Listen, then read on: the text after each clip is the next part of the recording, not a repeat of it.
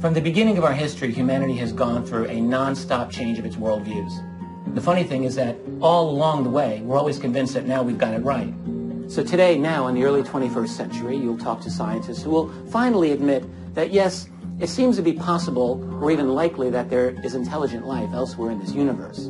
However, it's supposed to be impossible for them to get here or for us to get there. And really what this is simply a lack of imagination. I learned long ago never to second-guess the relationship with the visitors. It is the most complex, most contradictory, most extraordinary thing that has ever happened to mankind. I don't talk about UFOs. I can't stand the term. There are no such things. We've known for years what they are. The government's important because they have the radar systems. They're in a position to collect the data. People in the national security world are dealing with the fact that this is a lie that has gone now for so long. How do you undo such a long-standing series of deceptions? I've met contactees in France, in Italy, in Switzerland. These people are telling stories that are so abnormal they could never make them up. Darby King says, "Thank you for giving us your children. I want to go home." I remember them putting a needle through my optic nerve, and they were able to put something in the back of my eye. These things are apparently placed in individuals by an advanced intelligence that has a science that's far beyond our own. There was a point like 10 years ago or 12 years ago where I got to see what I call my daughter, which was an extraction of me mingled with their genetics. I think that they may have been using me to produce hybrid offspring from the time of my first menses on throughout young adulthood. We put animals in cages. We take chimpanzees and do medical experiments on them. The justification we use, is no longer just if somebody else uses it on us. If you're observing the evolution of a planet and you were looking at it as an experiment that you could quantify, you would try to take samples all along the evolution. And they sent a beam that hit me in the chest with 3 gold balls of energy, which was to restore my memories. That was on a ship that was non-physical. It was more of a plasma ship. What is the effect on a person's life who's had abduction experiences all of their lives? The effects can be profound on people in ways that they don't even fully understand. It's a club that nobody wants to belong to.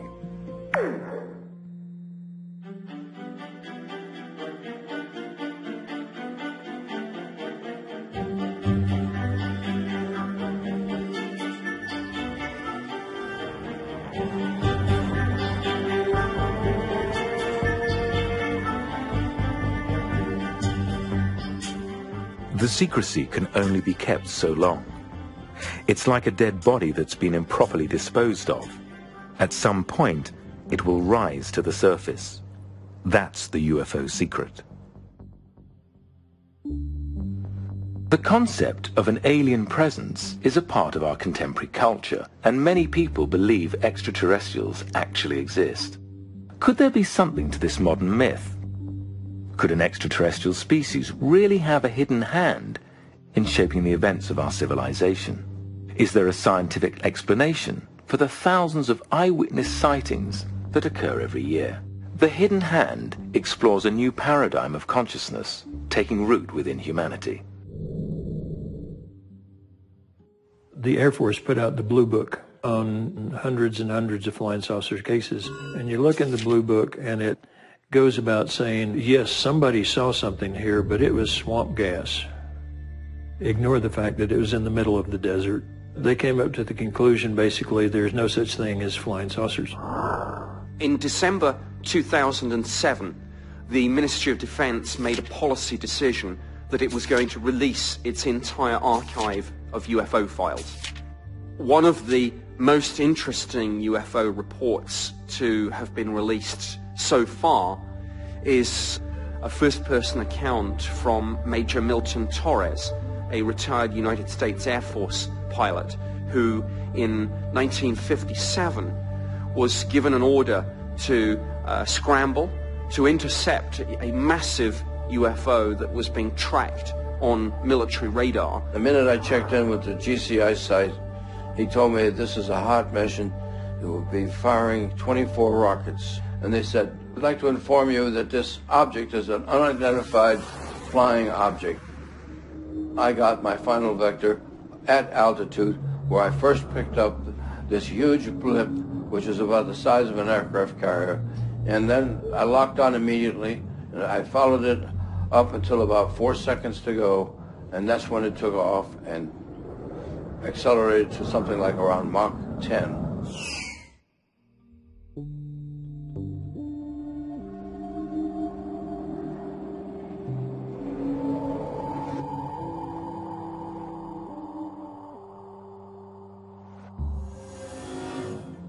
The old-timers, they were there and presumably involved in the details of the Roswell experience. Only after I'd been to the moon and had become somewhat of a celebrity and came back, and they had knowledge of the Roswell incident that they were afraid to talk about because they'd been threatened by authority, and they wanted to talk about it, and they didn't want to carry their knowledge to the grave. What they said, yes, the Roswell incident was real. It was truly an alien craft. Some that had observed bodies or been a part of that said, yes, there were bodies involved. We went to the Pentagon, and eventually we had confirmed that they knew that what we were telling was true. My name is James Peniston. I was the security officer that was in charge of RAF Woodbridge security on the night of December 26, 1980.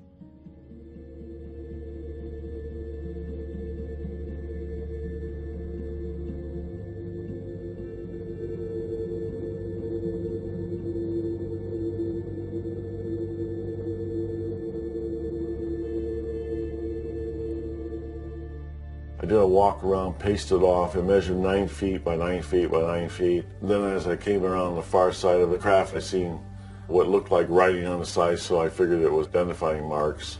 I was looking for things like, it's the United States Air Force or NASA. And as I got closer to it, I seen that it was pictorials, it was not writing. Then as I touched those glyphs, I was blinded by ones and zeros that was being transmitted. The craft lifted up with no sound and then took off in a blink of an eye. There are many and various non-human groups and races that are interacting with the Earth and have been all along. You know, I love it when people look out into the night sky and see that blaze of stars and they think they're looking at a fraction of a fraction of a fraction of a fraction of what's in this universe. And they say, do you think we're alone? Are you kidding? I mean, just have another look.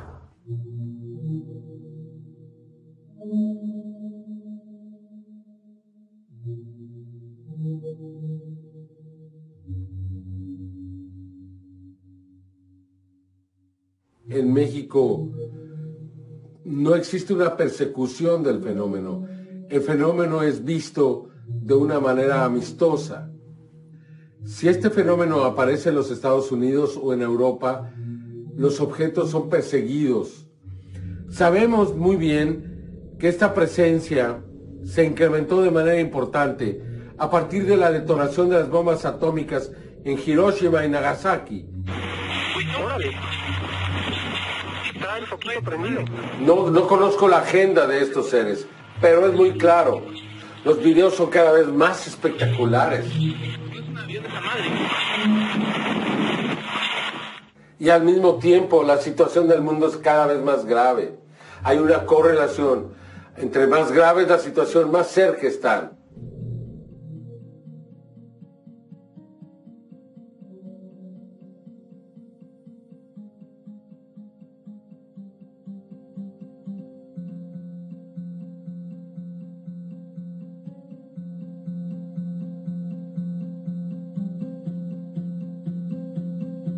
There is an overwhelming abundance of evidence in terms of documentation showing that there has been an unexplained phenomenon interacting with the militaries of this world for a very long time. That this phenomenon has been taken seriously by the highest level national security people. and that they've enveloped the topic in secrecy. They've misrepresented it to the public time and again. It's obvious that there's something important happening here with technology that, frankly, is not supposed to exist.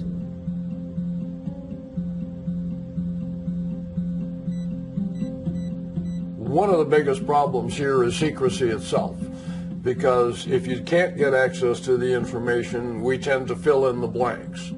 From my point of view, there is no policy of covering up UFO information or any information about ET. Basically, the government doesn't care. It was on the basis of coming to the conclusion independently and then having it confirmed by someone who had inside knowledge and who would tell me as much as he could without breaking any secrets, that I decided that the time had come to speak out. And that was when I said that UFOs were as real as the airplanes flying over your head. What is Father Funes doing, who is the chief priest of the Vatican Observatory, comes out in the Osservatore Romano saying ETs could possibly exist and they are our brothers? Everybody's getting their ducks in a row, including the Vatican, for some kind of disclosure which might be palatable to the world. I was stationed at Nellis Air Force Base outside Las Vegas, Nevada. That is the back door to the highly classified Area 51. I discovered when I was the weather observer that the U.S. Air Force had a base for extraterrestrials. That is the original dreamland. I was a professional soldier, and I got an assignment to shape headquarters in Paris, France in 1963. I had a top secret clearance, and when I got there, it was upgraded to cosmic top secret. World War III was just moments away, and these damned UFOs that kept showing up all over the place. We thought they were Soviet. The Soviets for a long time thought they were us. The study in '64 concluding, no, it wasn't us, it wasn't them, it was somebody else. Well, the somebody else that they came up with is the thing that really shocked the hell out of the admirals and the generals. That's what opened my eyes to the extraterrestrial reality.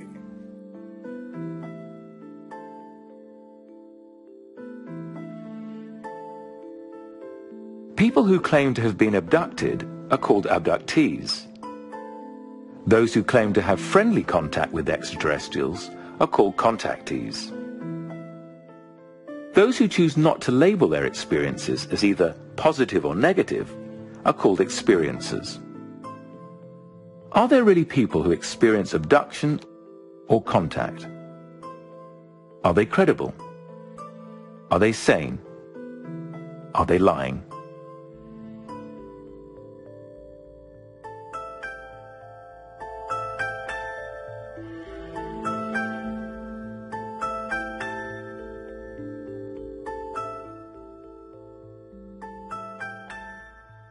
I was going to see some friends, and there was a shortcut behind our barn. I got to this open field, and I felt as if I was being watched. And I look at these bushes, and this head starts slowly coming up. And suddenly, I felt as if there was someone coming up from behind me. And the next thing I know is that I just kind of pass out on the ground, curled up in a ball, very, very scared, and these little guys in the blue suits were just standing around me. I came to chest deep in weeds, and suddenly I heard my mother calling me, and she wanted to know where I had been. For me, initially, it started off with seeing children. They looked just like any ordinary children, and this was at the age of about 4 or 5. But I was also told by them, no one else can see us. I told my mom about it, Dad about it, but, oh, it's okay, it's just imaginary friends. And I'm telling them, no, I know the difference. They had helped me with my homework. Imaginary friends can't do that. An entity was leaving my bed area, and he was very skinny, tall, and was walking away from me, and he's going toward the wall. And I go, well, who is that? What is he doing? And as soon as I thought that in my head, this entity turns around and looks at me with these large black eyes. It was hearing me say these things in my head. It began to move toward me. I became paralyzed. and was terrified and the whole 9 yards. It lifted up the covers and stuck its huge bulbous head and large black eyes right next to my face, very close to my eyes, and began to program me. He simply changed my visual thoughts of what he was in my head. He wanted me to imagine him as a clown that was a terrible dream. I started experiencing communications, a lot of telepathic communications at first, where they were speaking to me in my meditations. And one day I asked them who they were, where they were coming from. They said, we're actually coming from a fifth and sixth dimensional experience. And I thought I'd lost it. My imagination is, running amok. And I said, I'm going up to the garden. I'm going to start digging, planting trees, and get grounded again. And I didn't even make it to the front door, and my sisters were banging on the door and saying, did you see it? Did you see it? And I said, see what? And they said, the ship. When I got sent to Indian Springs, I was bunking alone in a wooden barracks, and when I got up at night, one of the tall white men had brought in one of the children, and they were looking through my stuff. And as I was coming back down the hallway, he was standing there looking at me. I was terrified. I turned around slowly, and I was trying to wake up. I was praying, and I was saying, please God, let me be sane. I was in my bedroom a week after my father died, and I was saying a prayer. As I finished my prayer, I looked out the window, and I looked at this disc shape, and there was an earthquake, and the house shook. And I tried to run downstairs in my living room. I looked at 3 of the gray aliens. Then I tried to run back, and the other gray guy stuck a needle in my back, and I remember being taken inside the craft. Well, one of the most phenomenal aspects of an incredible phenomena is the idea that there is so much control that the UFO occupants have of our memories, of our behavior. Why a person would recall later often has to do with another abduction experience which is, let's say, slightly more ragged than the earlier ones. And they begin to think about this one, and they look into it. And very often a person will put all kinds of incredible things out of their mind until they hit 25 or 35 or 45, and something happens that day. And they come back with this wound on their leg, and somebody saw a UFO leaving the house, and one thing and another, and they think, what's going on here? And they look into that, and that begins to reveal the train of things that led up to that point. For hundreds of thousands, probably millions of people in this world who experience a UFO encounter, this is the most amazing experience probably of their life. And most of these people tell practically nobody about it. All right? We're dealing with this phenomenon in a completely atomized way, isolated from each other, with no broader cooperation and collaboration to deal with this. Claims that the US government has held back information about alien visitors are as old as the purported UFO crash at Roswell, New Mexico in 1947. Some officials in the military believe in the extraterrestrial presence. Why? Is there really a government cover-up? Have enormous sums of money been illegally diverted into black projects?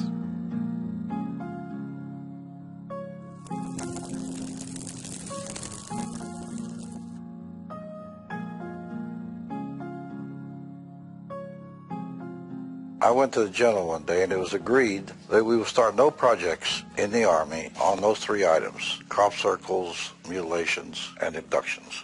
But we would watch them.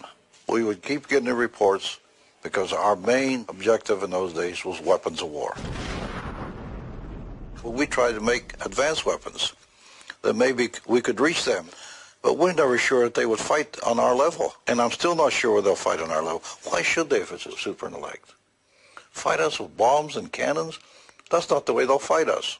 There's a lot of people running around within the national security community who don't seem to have a lot of oversight, but have access to a lot of money. Most famously, this was a statement by Donald Rumsfeld in July of 2001. According to some estimates, we cannot track $2.3 trillion in transactions. $2.3 trillion in transactions. Where does it go? I think some of it gets siphoned off into black projects. The sound of a craft came up the valley where we were and went no more than about 10 or 15 feet over our heads. There was no downdraft, and when it went by, there was no backdraft. It was traveling, I guess, about 2 miles an hour, and it went on into a research area out here, part of White Sands. There were 6 of us out there looking up at this thing, and there was nothing to see.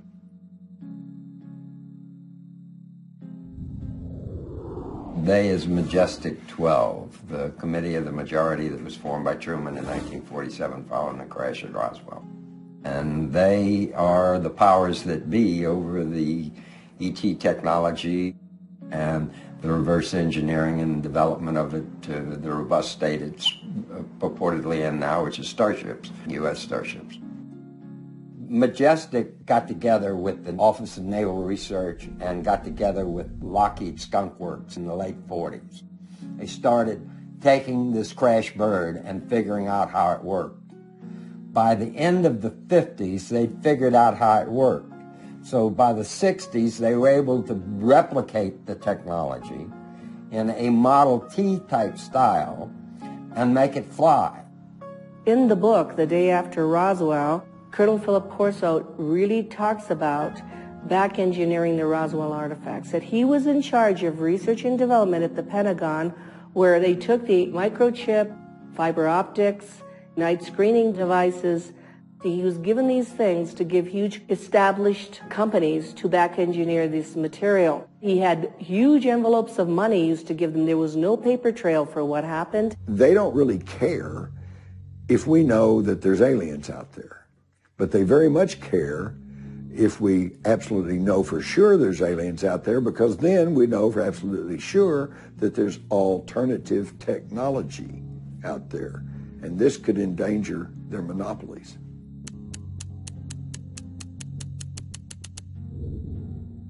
And when you step back from the decades of human reporting out of the human abduction syndrome, and you parallel that with physical evidence of craft, and you parallel that with the United States' great priority in the Truman administration was to bring down this disk in order to get the technology into corporations at the most confidential and highly secret level. In the Pentagon are programs known as SAPs, Special Access Projects.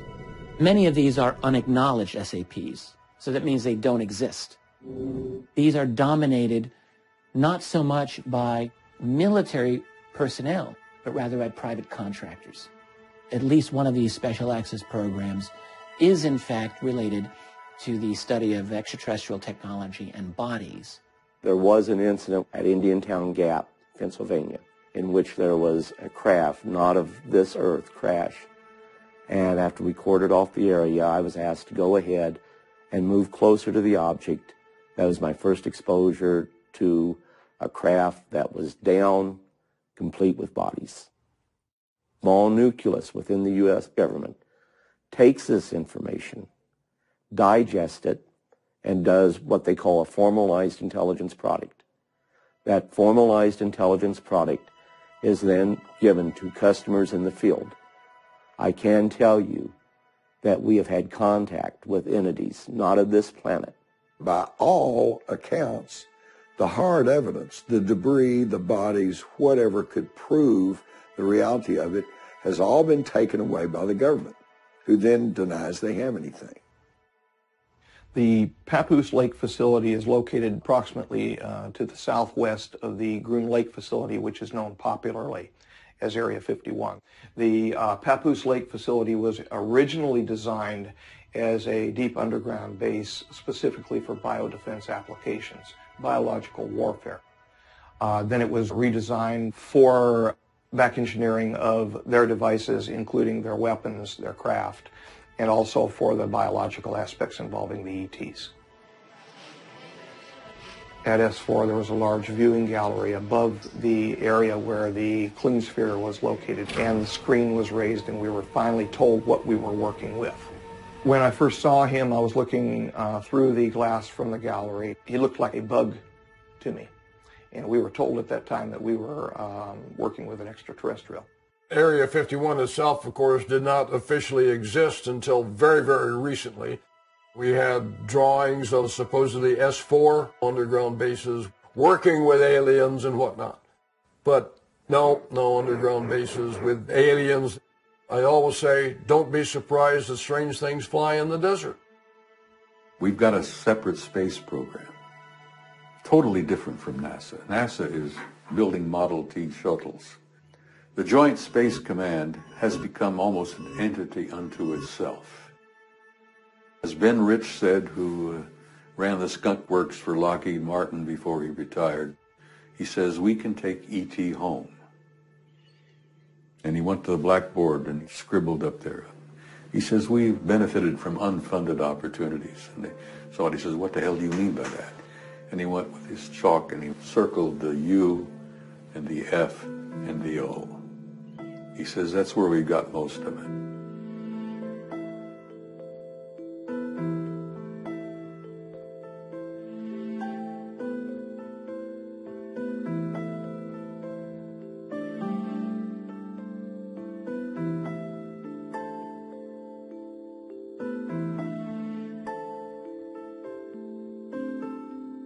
Some psychologists say sleep paralysis is the reason why many people have abduction-like experiences. During sleep paralysis, the sleeper partially awakens, but is almost completely paralyzed and has terrifying hallucinations of ghosts, demons, or aliens. If this theory is true, why are abductions often reported during broad daylight? What kind of technology would it take to remove people from their homes and cars and carry them onto a spacecraft, unbeknownst to the abductees and those around them?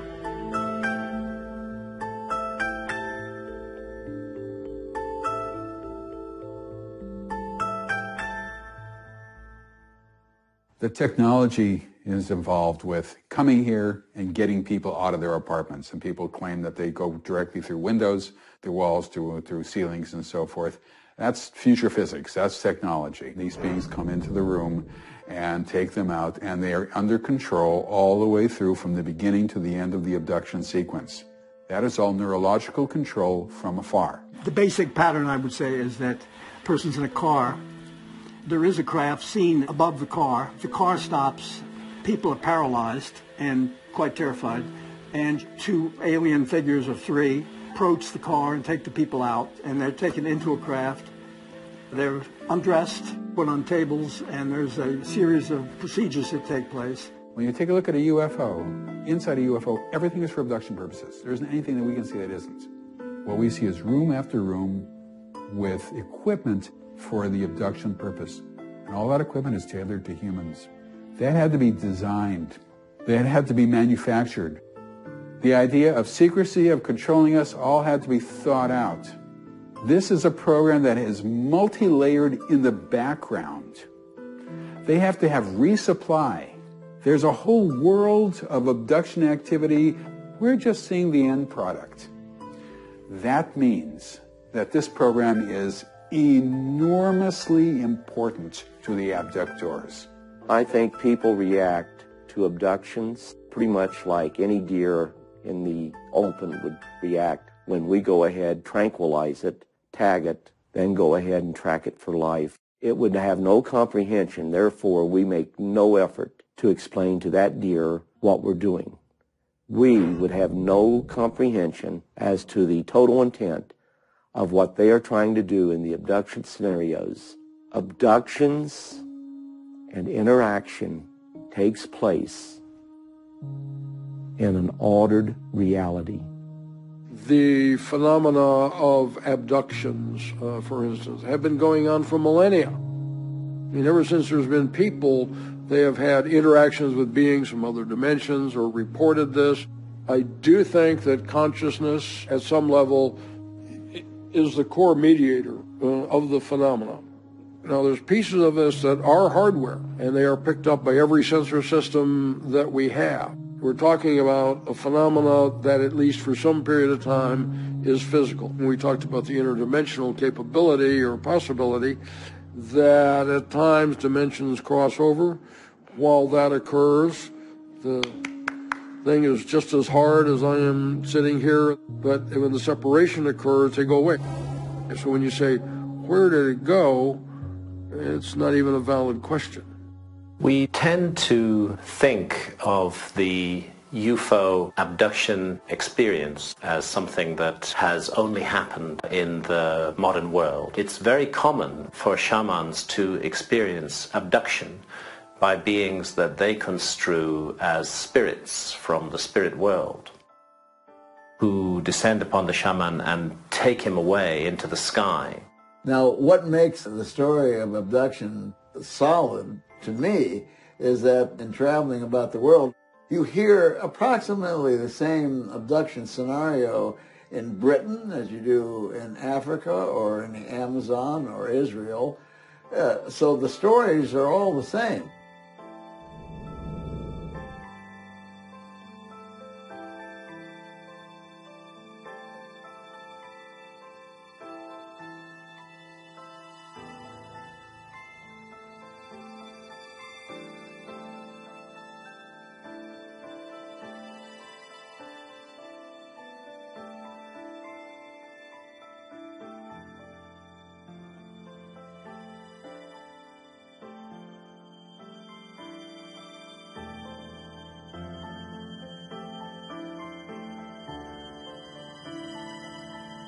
If there are such things as extraterrestrials, what do they look like? Could they resemble humans? Would we even recognize them as life forms? Will we see these beings as they really are, or project familiar earthbound images onto them in a vain attempt to understand their strangeness? By the way, there's not them and us. There's us and them and them and them and them and them. You've got the groups that are psychic and the groups that are not psychic. And within each one of those, you have those that are friendly and those that are unfriendly. The friendly psychic groups are here to help us, and they would really like to see us gain more psychic ability. The unfriendly psychic ones want us dead. These short beings with the large head and the black eyes, known as the Greys, these are associated with alien abductions in which they're performing various types of medical procedures on men and women. Procedures that have a lot to do with human reproduction. There's two types in my experience. One is the worker being. They're approximately 3 feet tall. They're the ones with the big heads and the big teardrop eyes. The species of gray that I've been working with that I call the true aliens are about 1 foot or so taller, and their physique is more closer to ours than the short ones with the big heads. The most powerful of the gray aliens are the ones who look more sort of insect-like, who are very, very thin, and people describe as praying mantises routinely. Those are the ones that are in control. Those are the ones who are ordered givers. Everybody else is an order taker. The first 6 years of my abductions were primarily and totally with Greys. No emotions, thought-activated technology, totally telepathic, cold and calculated in their behavior. Their minds and the way they can assimilate data, they think 10 to 100 times faster than we do. They have to slow way down to even telepathically communicate. Things that they do seem almost spiritual, or they seem like magic. For an example, they have the ability of invisibility. They have the ability to have their working essence maybe 95% in one dimension and 5% in this one. Many abductees not only described Greys, but they described the blonde, blue-haired people, which they call Nordics. These blondes have taken them onto craft, and that on the craft they have taken them out to look at the moon, to go through the solar system. And then you have the reptilians, which a lot of people eschew because they don't even want to consider that something like a reptilian might be running around. That leads into claims that they can shapeshift. Can you imagine what would happen today if you were sitting in a theater and you begin to wonder about the person sitting next to you? I've met so many people who've talked about seeing often people in positions of power, but not always, what they say transform in front of their eyes from a human to a reptilian form and then back again. His head was almost human, but this part of his face was a little bit extended. Very broad nose, small eyes, a ridge that slowly came up and went back, little scales, and yellow fading to green coming down the front of his neck. I mean, he looked like a lizard. You also had beings that were almost pure energy, almost like, for lack of a better term, living plasma. There's going to be life that we come in contact with that initially we're not even going to recognize as life. The most uplifting and unusual ones up at the upper end of the scale are called beings of light.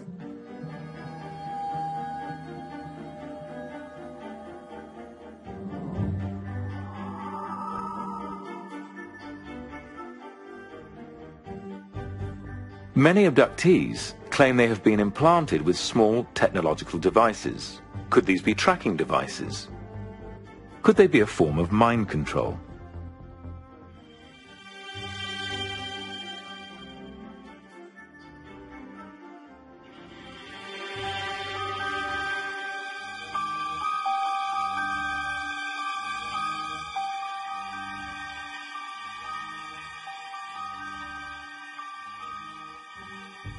I was approached by an abduction researcher who had a set of x-rays, and in these x-rays there were some foreign bodies which he touted as alien implants, and I thought this was the funniest thing I ever heard of, and turned around and literally walked away.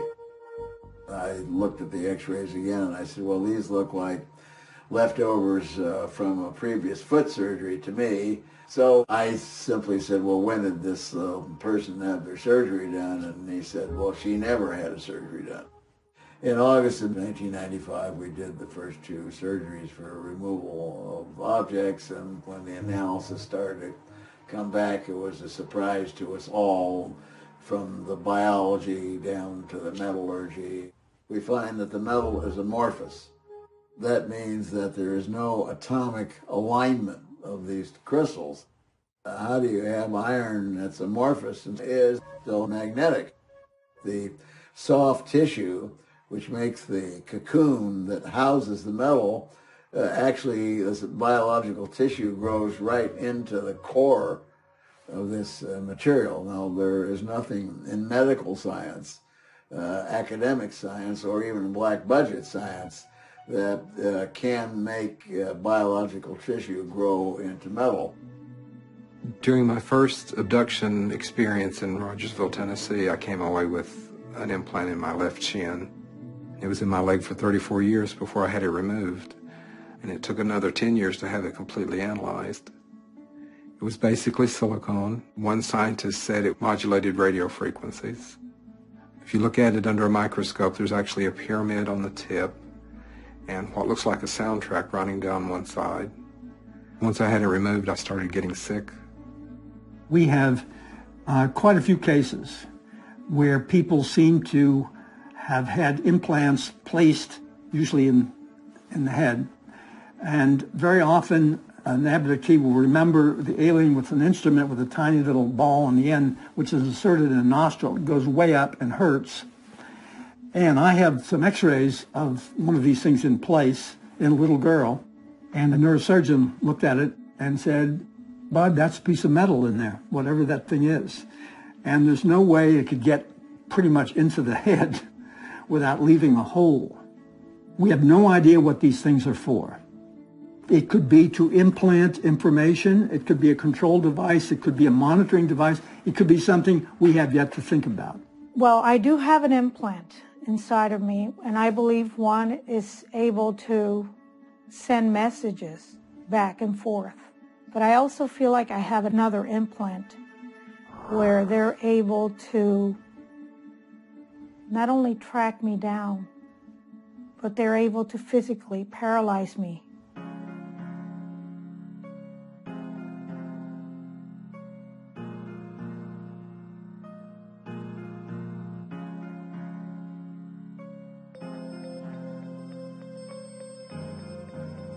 The majority of abductees claim to have undergone genetic experimentation.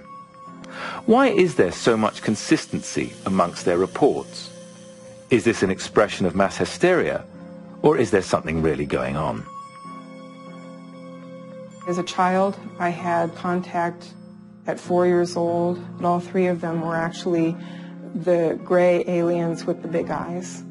And they were doing something to me where they were looking at my stomach, my uterus area. This other part, this is kind of hard to talk about, but I feel like I was conditioned to be really highly sexual, that there was some kind of clear gel that was put on my genital area when I was just a small child that was extremely arousing. I was awakened by noises. I was in what I perceived to be a tent. There were things in there that seemed like big insects to me. They had an ultra calm female voice that kept saying, "What can we do to help you stop screaming?" I had a device called an electrostimulator thrust into my anus, and I had an ejaculation a few moments later. The ejaculate was taken by these beings. I woke up in the morning feeling that something quite terrible had happened during the night. Later that day, I began to suffer pain from the physical injuries I had received. By the time I went to the doctor, and he said, "Well, Whitley, you've been raped." It took me many, many years to say that. I called it a rectal probe instead, and I ended up being laughed at by every media outlet you can imagine for being raped, and that was a very hard experience. There was a taller being, an insect type of mantis. She looked straight into my eyes, and I saw colors. I felt affection, and I also felt ecstasy.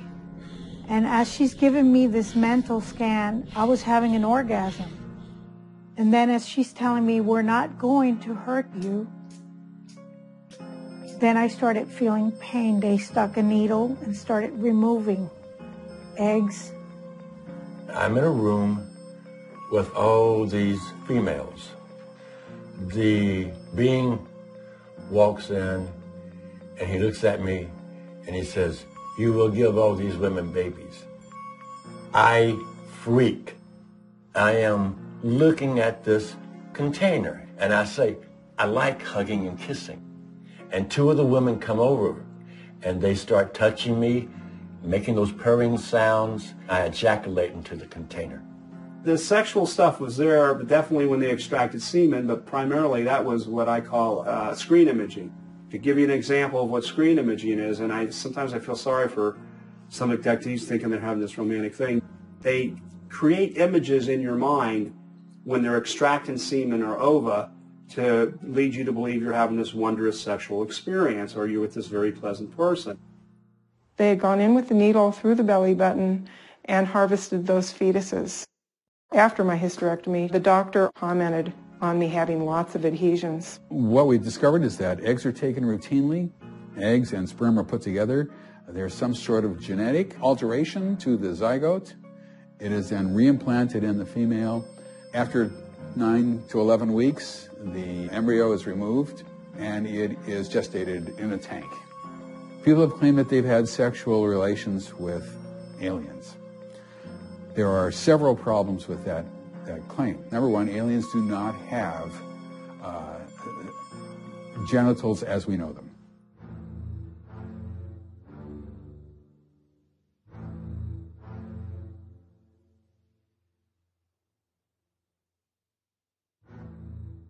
According to one theory, if there has been ET contact in your family, then every generation that follows will also be involved in the phenomenon.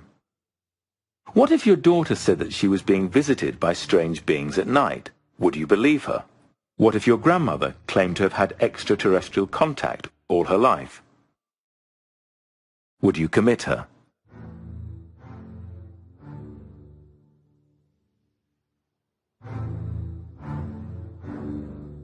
This is a big mystery, what's happening to my family. They are doing genetic experiments. I think it's very strange that two members of the family have On a regular basis, we're having contact with the alien beings. If you're an abductee, the reason that you're an abductee is because either your mother or your father or both were abductees. And the reason they were abductees was because of their mothers or fathers. And the question then is, well, when did it start? The abduction phenomenon is not just a single event. It also occurs from infancy into old age. They might be abducted 40 times in a year, but not 40 times over the course of their life. 300 times? Probably more. Here my grandmother is having this experience. My mother has seen a UFO.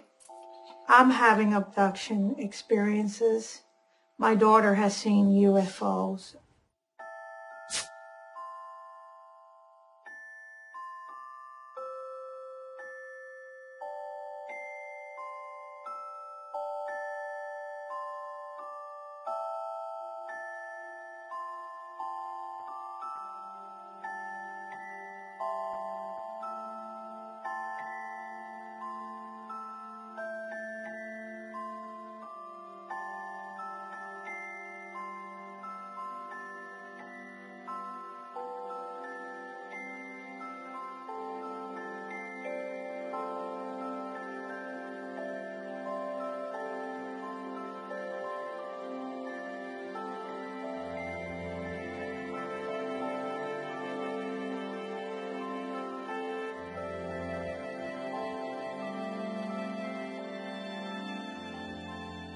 It is clear that many abductees have suffered some form of trauma. Have they been sexually abused? Is that why they invent their abduction experiences as a way to compensate? Or have their actual abductions caused the trauma?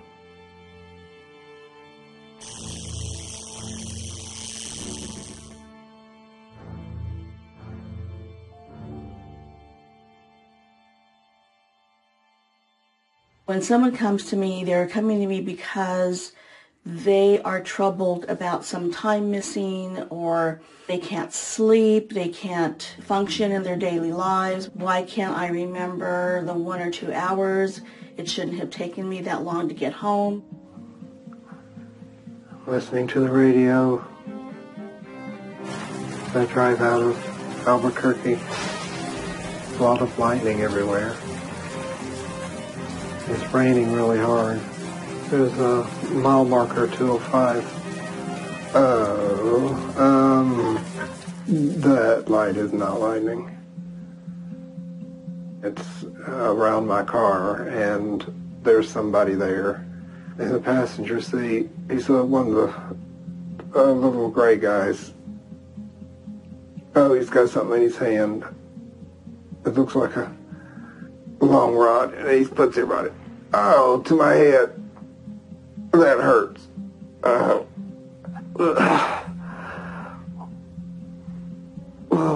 I'm not driving anymore. The car's going somewhere.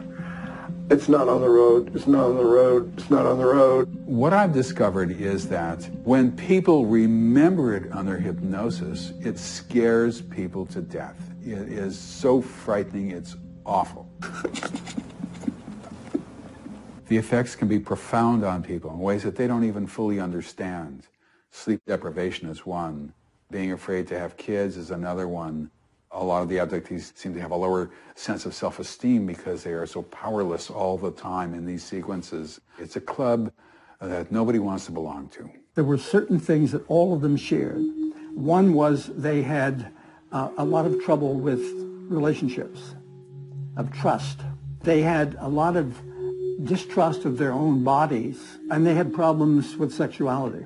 Many people have this fear they're never going to see their family again, they're going to be killed, you name it.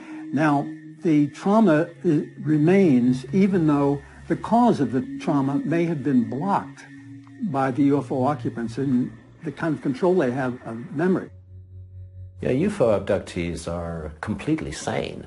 Anybody who argues that the UFO abduction experience is a function of some kind of mental illness have no idea what they're talking about. These are thoroughly grounded, people who are having deeply traumatic and unexplained experiences. John Mack, the late professor of psychiatry at Harvard University, concluded whatever we're dealing with here, we're not dealing with some kind of madness. Those individuals may be suffering from something more like post-traumatic shock.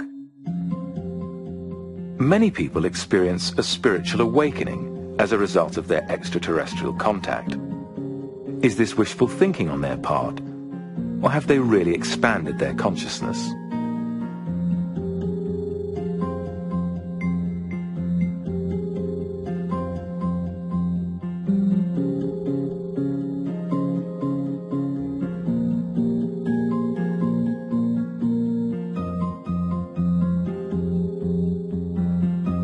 I was up at the school field roughly around 3 a.m. in the morning.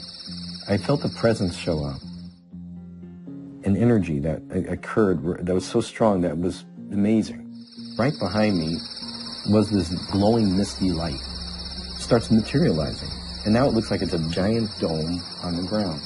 I noticed that the wind in the field slowed up. I didn't hear it, so I thought, oh, we're having a shift. What I saw materializing in the center were 7 light beings, roughly 7 to 8 feet high. So I walked through this energy. I could see their faces. They surrounded me, and then I felt them touch my energy. And with that, they were telling me how I'm not to worry. It was a very amazing feeling of love. The Greys would show up, and they were short, little guys, and they were very, very quick and extremely shy. They were almost like birds. If you moved, they would just be gone instantly. There was one that was very old that I would see in the woods, and it was wrinkled. With him, I could ask a question, and the answer would be projected into my mind in the form of a picture. It was never a matter of sitting down and talking, but when you were around them, you would come away with knowledge. My first experience happened in November of 2002. I flipped my car into a lake and drowned with my 4-year-old son. During that experience, a being came into the car. And as the being came into the car, my heart opened, my mind cleared, I stopped fighting the water, there was no anxiety, and this being is explaining to me that I have to relax and give myself over, and it's in the surrendering that I will move peacefully to the other side. And I'm thinking, well, this must be dying. I ended up in the sky with 6 large beings. They were playing a game around a board. They were rolling a die, and they were interfering with our planet. And they said, first and foremost, do not judge us. We are both essential to the duality of your planet, the darkness and the lightness. And I saw the side of a beautiful, beautiful face, pure symmetry, pure harmony, just love. They told me that they were going to give me the instructions on how to save my son's life, because my son was in the car with me and he also drowned. And they said, when you go back, remember what we're telling you, and when you get to the hospital, we'll guide you and tell you what to do.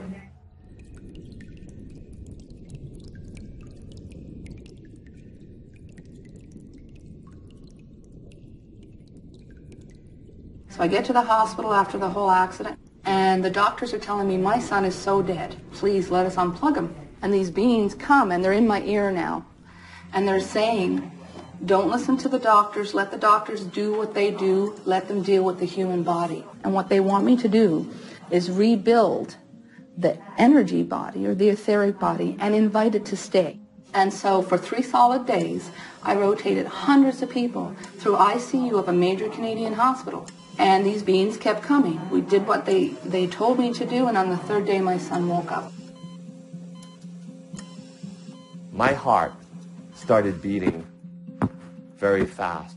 And as I'm looking at them, all of a sudden they just stopped, and the frequency of Mount Shasta started changing, almost like an electromagnetic energy. And the next thing I know is I'm on the ship looking through these windows, and I'm looking down over Mount Shasta. And next to me are these 2 beings, but they look very robotic. They were almost motionless. And I remember there was sort of like a panel, and it was all these blinking blue lights. And in my head, I said, wow, this is really cool. And then next thing I know is I'm back on the ground looking up again. I said, what just happened? And I hear within myself, the voice and it said, "We needed to bring you back and that's enough right now because we don't want to give you a heart attack"? There are what they call low-level contacts, and that would be with some of the Greys and some of the reptilians. Those groups definitely have an agenda. The higher beings that are coming in right now are putting an end to that, just due to the presence of the ultra-dimensionals and the more spiritual and technologically advanced beings. In 1973, I had a remarkable experience of seeing what I call a whole-light being manifest in a ball of light. This opened my mind to the realization that vast areas of information would be given to the human race, from genetics to cosmology, preparing each of us for a renaissance, a global awakening to the fact that we are cosmic citizens, preparing to experience what I call a new chapter in the book of life. In general, I find that reports that maybe we're being attacked by other civilizations and so on are not so credible. It's clear to me, even if you look at our own evolution, that in a very short amount of time, a destructive civilization doesn't make it very far.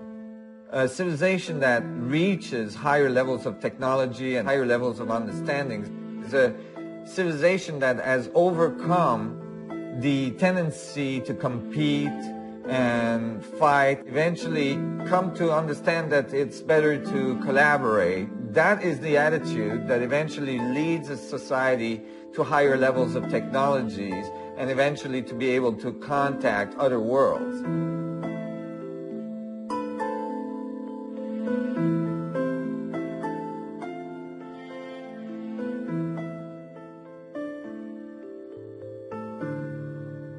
Many abductees and contactees feel ridiculed and unacknowledged by society. Some of them have formed support groups in order to exchange ideas and experiences. I roll over, and there are these three gray beings standing there over me. And I mean, it's immediate terror it's as if you know at that moment you have a soul and these beings could eat your soul. It was this haze going around me. And I looked up and I saw the whole block was halfway filled with a ship. And it had these concentric circles under it, all around it like that. The next thing I know, I'm on the ship. Here I was, 12, 13 years old. Coming over the building was this little wobbling circular object. So when I went to school the next day in the schoolyard, I said, last night I saw what is called a flying saucer. Oh, and then they start coming around me. Next day, that happens again. More kids come around, smaller kids. So before we knew it, there were a lot of kids around me. Or have you seen the little green men? What planet are they from? And I said, no. And then I saw another object which flew out of the sky, stopped like it was a meteor, stopped, slowed down, and gently moved off. And I told them about it. Before I knew it, the principal said, come into my office. You're causing a disruption here. And flying saucers do not exist. He said, you're suspended from school. The school psychologist instructed my parents to get rid of all my astronomy books, my telescope, and that all had to go into the garbage. And it's best that you get together with your father and learn how to play baseball. So for 2 months, I was not in school. And so it had a profound impact on my life. When I went to school, I was called the Martian by the kids. I was the weirdo. When I was 5 years old in 1958, met large, tall aliens in the field. I was called to go there telepathically. A giant star showed up, came overhead, and started lowering itself. I was paralyzed for that moment, kneeling on the grass. I turned my head and see the beings coming towards me. There's one person, picked me up, was about 8 feet tall. Telepathically spoke to me. I felt I was part of the family. And from that point on, that's what it's always felt like. My mother told me to go into my sister's room. So as I walk into the room, there are 3 silhouettes. And they jumped up as if I scared them because it was like he can see us. And they started running around the room very fast. They converged on the window, and their window goes, it turns completely black. And it's like all of a sudden I'm looking down a long black hole, and I grab hold to the side of the bed because it feels like if I let go, I'm going to be sucked into that hole behind him. And it just goes back up. And I do what I normally did. After any type of weirdness, I just walk into the kitchen and said, Mother, how come when I walked into Teresa's room, there was little black men in there, and when they ran through the window disappeared and turned all black, and I thought I was going to be sucked through the window, but then all of a sudden it went away, and then the window was normal again. And my mother just looked at me, as she always does, and says, "That's nice. Don't tell your father."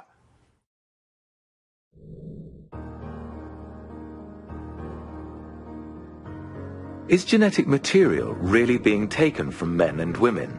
If so, should we be concerned about what kind of race might be created from their sperm and ova?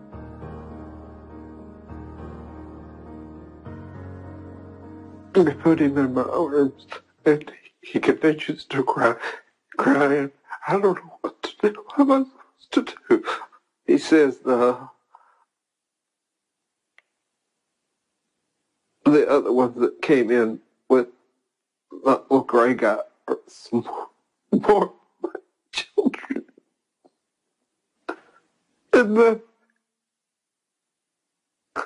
other children are coming up to me.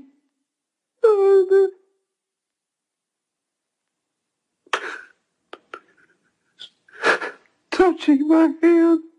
I think that they may have been using me to produce hybrid offspring from the time of my first menses on throughout young adulthood and middle adulthood. Whenever I got near a doctor during my fertile childbearing years, they'd ask, "Are you pregnant? Your uterus is enlarged." There was a hybrid alien who I think fathered all those children. And I would actually have sex with him. And it was almost like having a relationship. It was always him. He was kind of clinical about it. He would stand at the end of the table and go in and do his stuff and then be done. I did feel some emotional quality from him from time to time. And he had those big eyes, but they were very blue, and they had a round iris, and he had very wispy white hair over a big bald head, similar to the Greys, but definitely looking like a hybrid. I don't feel any ill will towards him at all. I feel like maybe he was caught in a situation the same way I was. Hybrids would attach themselves at a young age, maybe they'd be 12, to a young abductee, let's just say a young girl who is maybe 10, and stick with that abductee and always be there during abductions into adulthood and continuing on. They would be the ones who the abductee would be having sex with. And I was brought in this room. There's this girl standing there, but I believe is about a 6-year-old. She had the very rounded head, the very pointy chin, very large eyes, black with a tiny little blue iris, barely a nose, very thin hair. She looked more alien. And they said, "This is your child." It was so freaky looking. I turned away. And they quickly shielded her and took her out of the room past me. And part of me was like, "No, wait, it's okay." And the other part of me was like, "No, I don't want to meet her." If we do not come through and we self-destruct, they have created hybrid human beings that can repopulate the planet. Then we began to see wholly and totally hybrid-controlled abductions without any gray aliens in evidence whatsoever. They are practically human, and they are not human. They have the ability to control us neurologically, just like the gray aliens, and we cannot control them. That makes them superior, and it makes us inferior in any kind of settled society. Are secret factions of the military looking to obtain extraterrestrial technology? Are they trying to gain advantage over other nations? Or even over the ETs themselves? If these claims are true, have they willingly destroyed our democratic ideals for their own power and gain? In 1998, the most traumatic experience of my life, when I had an abduction, after my husband called 911, I was told not to talk about it. And I was threatened that I could lose my children and that they would have the Child Protective Service at my house. Human doctors took me in the hospital and they aborted my hybrid child. I was kept in isolation at the hospital until I physically and emotionally got better. These covert ops types, what they're interested in with the alien abductees is alien motives. What do you know about the alien agenda? Why are you being picked up as an abductee? Why are they here? What are they doing? Number two is genetics. What is about you genetically that the aliens are interested in?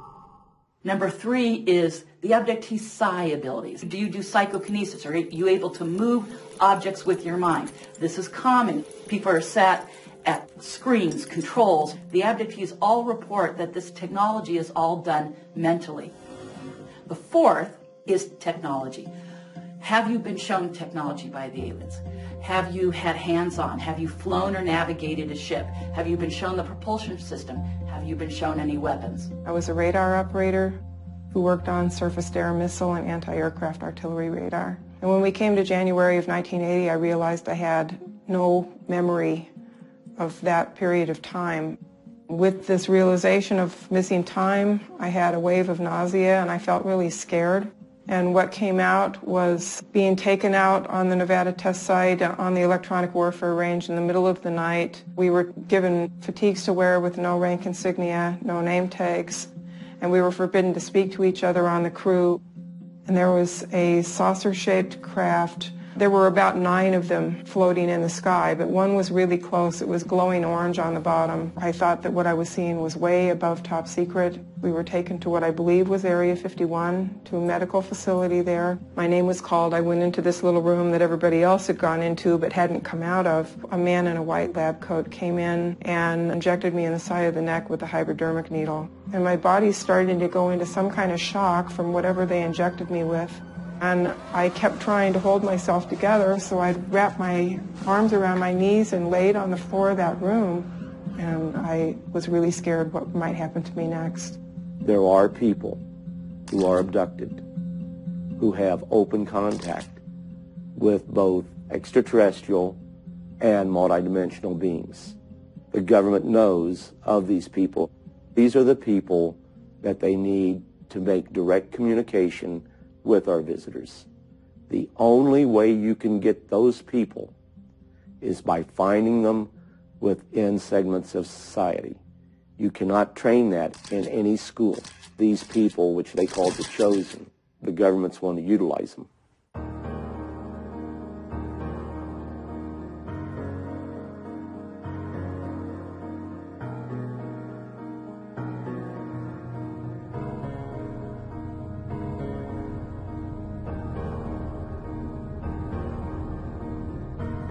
If the extraterrestrial presence is indeed real, how should our governments interact with these beings?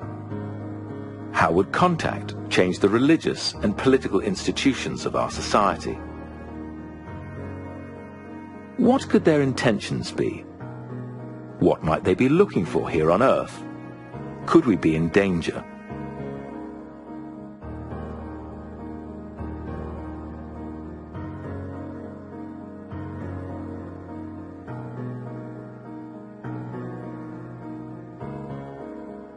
Let's talk about exopolitics. In other words, what kind of relations are we going to have with these people from other planets? I personally am convinced that the United Nations should take exopolitics under its wing so that no national government has an exclusive monopoly on information from and cooperation with visitors from other planets. So the impatience with the U.S. by other countries immediately starts to grow from 1991 forward. By the year 2000, we still hadn't had disclosure. And so France issues the Cometa report, and then a few years later starts releasing its classified UFO files to the world. And then the UK follows. And then Mexico got involved around 2004. Then the Brazilian Air Force decides to cooperate with UFO researchers in Brazil. The Russian Navy announced they're going to be releasing a substantial number of classified files. These are basically diplomacy by other means. Disclosure is the wrong way to go. I think what we need right now is to have a situation in which it is permissible, make it okay for scientists to explore these topics without risking their career.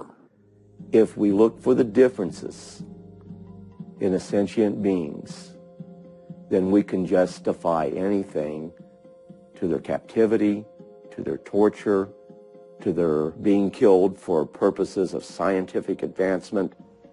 We never think about them having a social structure or having a personal life.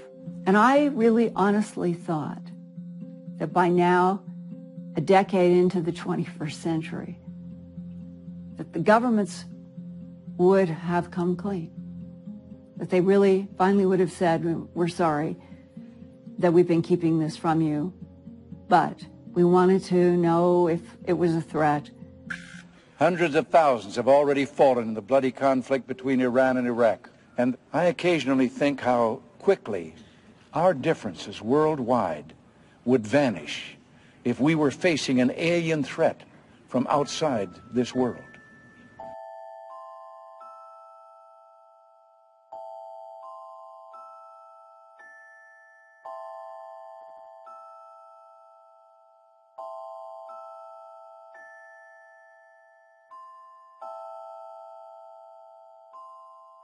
Is it our destiny to go to the stars, to remain successful as a species?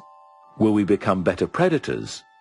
Or will we learn to love even those creatures who are strange and frightening to us? Perhaps we will reach not only distant galaxies, but explore higher dimensions of reality.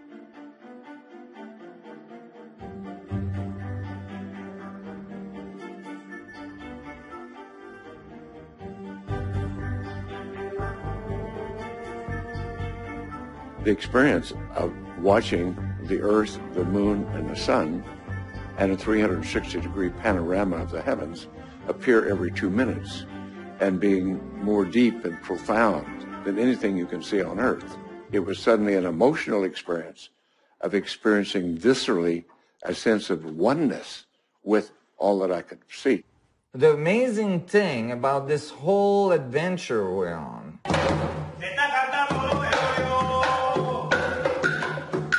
imagine the richness of the information that's present in all of the cultures on our planet.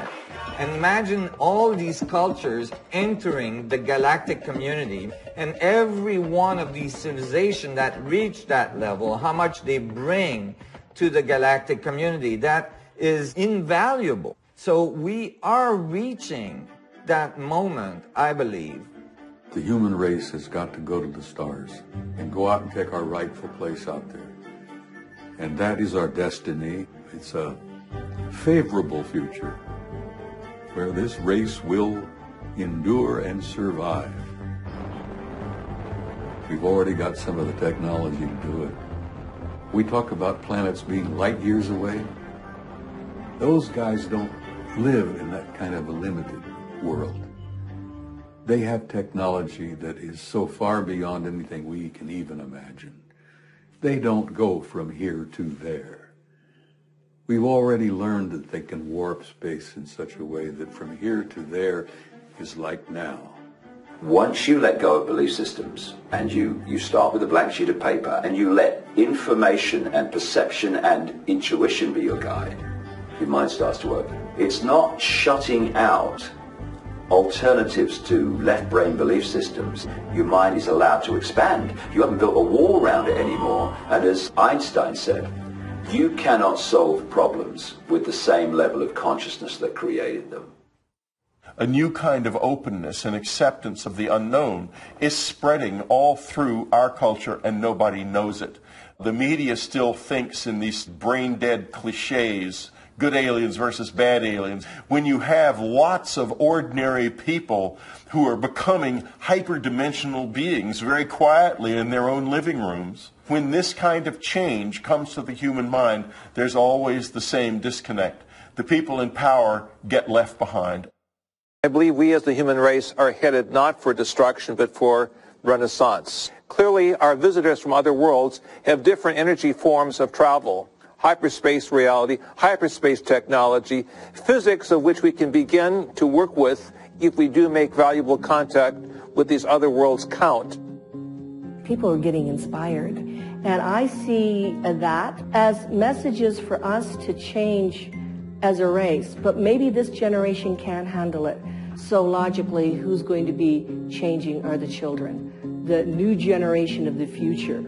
And with the proper education, I do see changing of a race. I see that they could probably handle contact a lot better than our generation.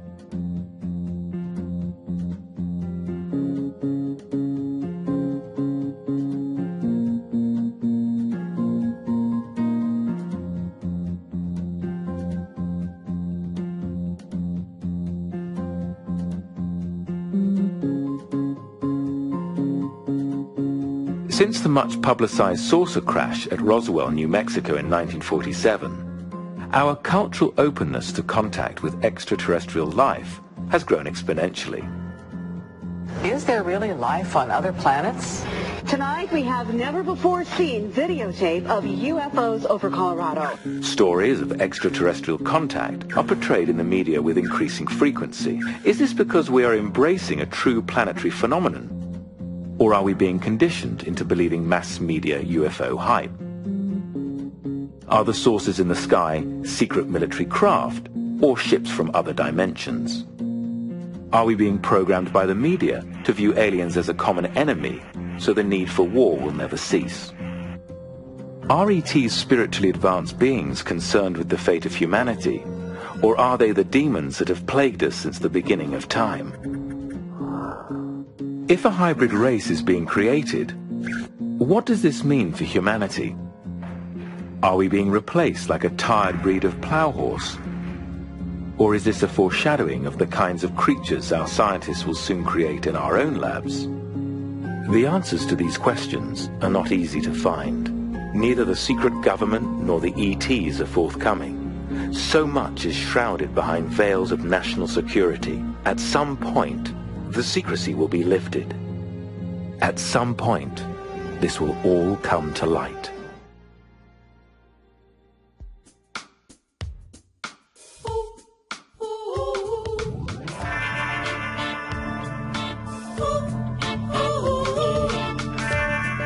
The sun fell off my building. The moon was tugged aside.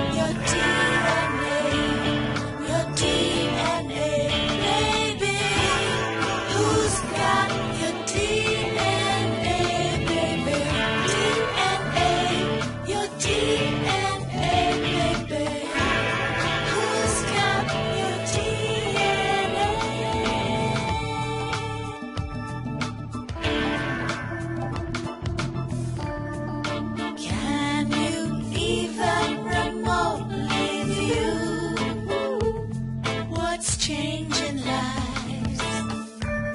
If you think back to Roswell, space engineering